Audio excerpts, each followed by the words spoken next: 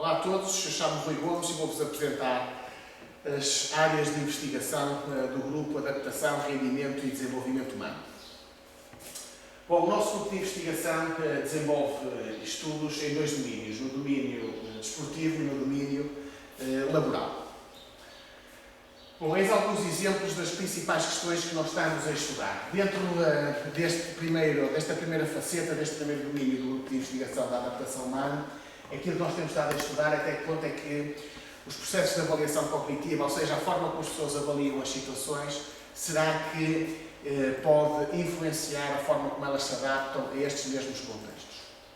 Dentro desta área da adaptação humana, uma outra questão que nós estamos a estudar, dentro dos contextos de prática de exercício físico, é qual é a importância dos fatores psicológicos na adaptação das pessoas a programas e a situações de prática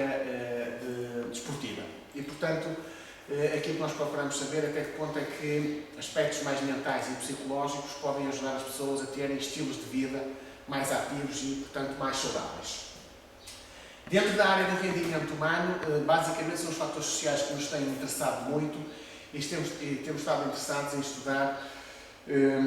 processos de relação entre líder e membros do grupo e até que ponto a forma como o líder se relaciona com os membros do grupo e a forma como os membros do grupo avaliam a liderança do responsável, até que ponto isto se traduz por uma melhor eficácia na liderança e por um melhor rendimento nos grupos. Na área do desenvolvimento humano, são dois tópicos que nos têm também interessado aqui. Um deles relacionado com contextos de prática desportiva ao nível da formação de crianças e jovens e, portanto, aquilo que nós temos procurado analisar até que ponto é que a prática desportiva organizada nos clubes pode promover o desenvolvimento e o crescimento psicológico de crianças e jovens, ou seja, até que ponto é que é positivo ou não e que consequências psicológicas advêm da prática de desporto organizado em situações de prática desportiva organizada. Uma outra questão que também nós temos vindo a estudar é um programa de intervenção que visa treinar crianças e jovens no conjunto de competências de vida e, portanto, aquilo que nós temos tentado verificar até que ponto é que ensinar competências de vida a crianças e jovens contribui para o seu desenvolvimento. Analisando um pouco mais em detalhe cada uma destas questões e começando pela adaptação humana, então aqui, de facto, como eu dizia há pouco, interessa-nos bastante processos de avaliação cognitiva, ou seja, a forma como as pessoas avaliam os contextos onde se encontram. Esses contextos nós temos vindo a estudar são contextos de rendimento, que proporcionam alguns níveis de pressão e de stress e, portanto, procuramos ver até que ponto formas distintas de avaliar esses contextos produzem efeitos diferentes na adaptação das pessoas a essas mesmas situações. Uma das questões que temos vindo aqui a estudar também de forma mais específica até que ponto é que as pessoas avaliam as situações como mais ameaçadoras ou como mais desafiadoras, ou seja, olhando para as situações como mais negativas ou como mais positivas, como passíveis de gerar algum mal-estar ou como passíveis de gerar algum desafio, até que ponto é que isto condiciona a adaptação das pessoas a esses mesmos contextos. E depois temos também vindo a estudar até que ponto é que os processos de avaliação cognitiva, ou seja, a forma como as pessoas avaliam as situações, medeiam ou interferem nesta relação entre o contexto onde a pessoa se encontra e a adaptação final que a pessoa tem nessas situações. Bom, alguns destes contextos, como eu dizia, são situações de rendimento, algumas das profissões que temos vindo a estudar passam por profissões de risco, os bombeiros e as polícias, na área do ensino, os professores, por exemplo, e na área das profissões de saúde, os médicos e os enfermeiros. E temos também alguns estudos na área do desporto com atletas. Portanto, tudo isto tem em comum as situações de rendimento que implicam algum nível de pressão e de stress às pessoas e, portanto, procurar ver como é que os processos de avaliação cognitiva influenciam esta mesma adaptação. Bom, dentro da área dos fatores psicológicos no exercício físico, aquilo que nós temos vindo a estudar, de facto, é qual é a importância dos fatores psicológicos no assumir de estilos de vida ativos por parte das pessoas. Será que os fatores psicológicos explicam o facto das pessoas iniciarem e outras não iniciarem a prática desportiva? Também será que estes fatores psicológicos explicam o facto de algumas pessoas se manterem ao longo da vida na prática desportiva enquanto outras pessoas, infelizmente, desistem? E, portanto, até que ponto é que os fatores psicológicos também estão envolvidos na explicação da desistência de prática de exercício físico? E, portanto, os nossos estudos nesta área estão muito centrados nesta questão dos preditores psicológicos da prática de exercício físico, seja antes, seja durante e seja na tendência para o abandono desta atividade. Também temos vindo a estudar a importância dos instrutores de exercício físico na promoção da prática desta atividade nos seus alunos, nos seus praticantes. Então, temos vindo a estudar a influência dos instrutores. Alguns contextos e atividades de estudo são os ginásios, são as academias desportivas e, portanto, onde estão aqui atletas, onde estão aqui instrutores destas atividades. Bom, dentro da área do rendimento, como eu dizia, são fatores sociais que nos interessam mais, relacionados com, que têm a ver com a relação entre o líder e os liderados, entre o líder e os colaboradores. Algumas das questões que nós temos vindo aqui a estudar é qual é a importância da liderança transformacional, que é um modelo explicativo da liderança, qual é a importância deste modelo no funcionamento e no rendimento das equipas, ou seja, será que líderes têm uma maior capacidade de mudar a forma como os colaboradores pensam, como eles se envolvem no trabalho, têm um maior impacto transformacional no modo de estar dos colaboradores? Será que isto implica um melhor nível de rendimento, um maior nível de adesão dos membros das equipas à liderança e aos objetivos que são formulados? Temos também vindo a estudar um modelo teórico que procura verificar a relação entre aquilo que o líder pensa, a sua filosofia, os seus comportamentos, aquilo que ele faz e o modo como ele se avalia. Portanto, aquilo que nós temos vindo a estudar, neste caso, é a relação entre aquilo que o líder pensa, a sua filosofia, aquilo que ele faz e a forma como se avalia. E um dos pressupostos fundamentais deste modelo é quanto maior a relação entre estas três áreas, ou seja, as ideias, a filosofia, os comportamentos e os critérios de eficácia, melhor será a avaliação que os membros da equipa fazem do líder e maior será a eficácia que ele obtém no funcionamento e no rendimento das suas equipas. Portanto, é um modelo teórico que nos vindo a trabalhar e que estamos a desenvolver estudos também nesta área. Outra área também é procurar perceber como é que são efetuados os processos de formação de líderes, por exemplo, de professores, seja na área do ensino, seja de líderes,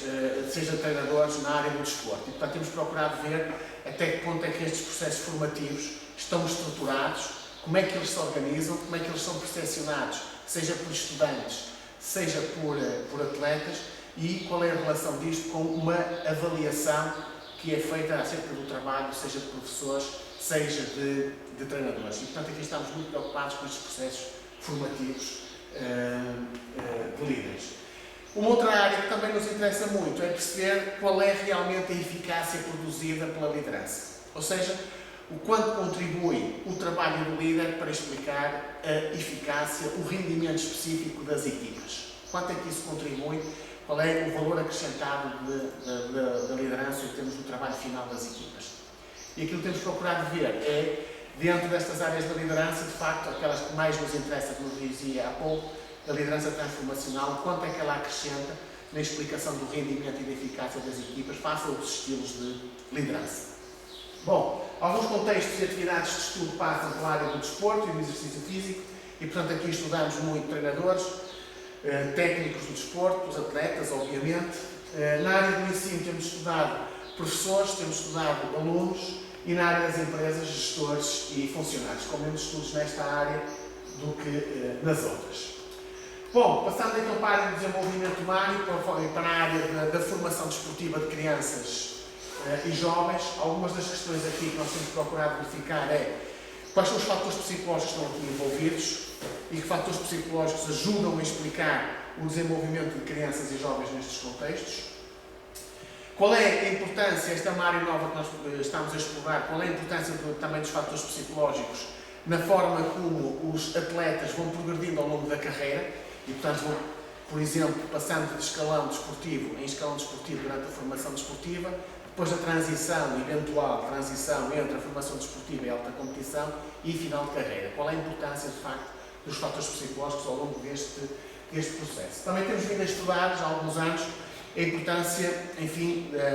dos significativos das pessoas, dos familiares, dos pais, dos atletas, qual é a influência, qual é a importância que eles têm, de facto, na promoção de uma experiência psicológica mais positiva, ou seja, qual é a importância que eles têm no desenvolvimento de crianças e jovens em contextos de prática desportiva. E também uma área que nos tem interessado também já há alguns anos, qual é esta relação que se estabelece, ou seja, qual é o propósito da formação desportiva. E, portanto, qual é a relação entre os objetivos que são formulados para o desporto juvenil e o desenvolvimento dos jovens atletas? Qual é a filosofia do desporto juvenil e até que ponto é que esta filosofia do desporto juvenil pode contribuir ou não para um melhor desenvolvimento dos atletas? Bom, alguns contextos e atividades de estudo passam por clubes, naturalmente que têm os escalões de formação desportiva, dado o objetivo deste tipo de análise, treinadores e pais de formação desportiva e, claro, os próprios atletas. Bom, nesta área do desenvolvimento humano também temos este programa de treino de competências de vida. Bom, de facto, aquilo que nos interessa aqui é, por um lado, verificar até que ponto treinar competências de vida em crianças e jovens contribui para o seu desenvolvimento. E, portanto, o programa que nós temos de intervenção trabalha 6 competências de vida e até que ponto é que trabalhar essas competências de vida, como é, por exemplo, a gestão de stress, ajuda as crianças depois a uma melhor adaptação e um maior desenvolvimento depois no seu melhor funcionamento, no seu dia a dia. Também nos temos vindo a estudar aqui, é importante perceber o que é que as competências de vida contribuem para o desenvolvimento das crianças e dos jovens, mas também será que podemos procurar uma relação entre treinar competências de vida em crianças e jovens e uma maior eficácia delas no seu funcionamento? Por exemplo, quando trabalhamos competências de vida em contexto escolar, será que podemos esperar não só essa aprendizagem das competências, mas também, por exemplo, um melhor rendimento do ponto de vista escolar? E, portanto, também é uma questão que nós temos vindo a levantar em associação ao programa que nós temos vindo a implementar. E, portanto, o programa que nós temos de competências de vida pode ser implementado nos mais diferentes contextos, seja em escolas, seja em clubes desportivos, centros juvenis,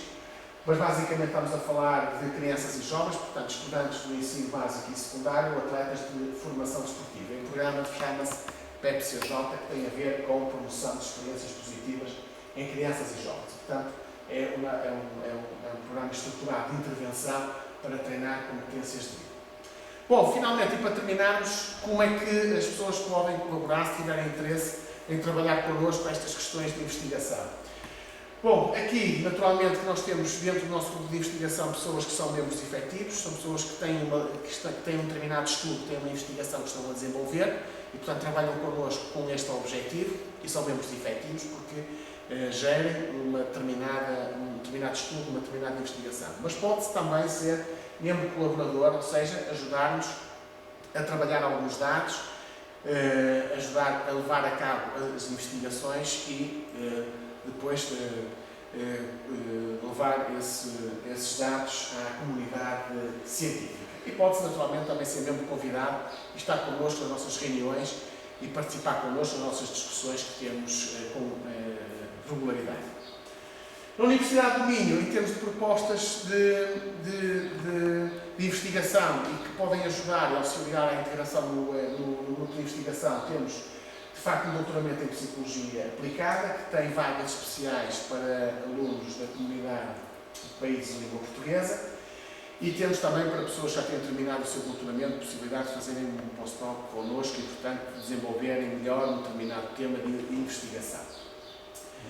Uma colaboração forte que também nós temos no nosso grupo de investigação com colegas que fazem parte do grupo de investigação do Instituto Superior da Maia e, portanto, numa vertente mais relacionada com as ciências do desporto, e também aqui é possível